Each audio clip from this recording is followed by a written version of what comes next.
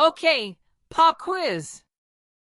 Which animal loves playing in water, is super intelligent, and can even be trained like a dog?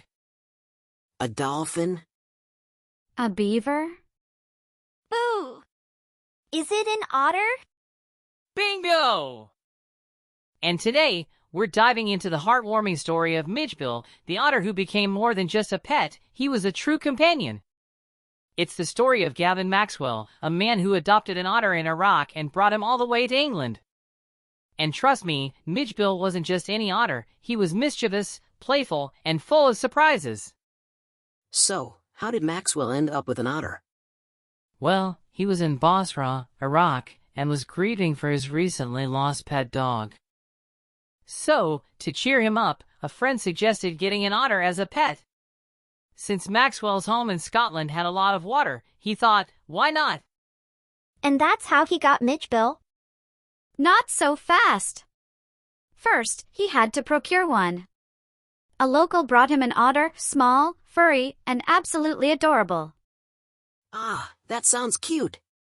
But wait, what was Mijbil like? Oh, he was a handful. At first, he was shy, but soon, he started exploring and causing chaos. He even turned Maxwell's bathroom into a water park. Typical pet behavior. But what made him special? Otters usually don't trust humans easily, but Mijbil grew super close to Maxwell. He'd follow him around, play with a ball, and even invent his own games. How did he take Mijbil back to England? That must have been tricky. Oh, you have no idea. Maxwell had to put Mijbil in a box for the flight.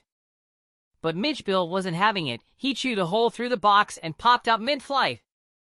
Imagine being on that plane and suddenly seeing an otter running around. What happened then? The passengers were shocked but amused. The air hostess was super helpful and even played with Mijbil. Eventually, Maxwell managed to keep him calm. You know, this story isn't just about a pet, it's about companionship, love for animals, and the bond between humans and nature. And it also teaches us how some animals aren't just pets, they're like family. Exactly. Plus, it highlights how animals have their own personalities and emotions, just like us. And if you look at the writing style, Maxwell makes everything vivid and immersive, like you're living the adventure with him.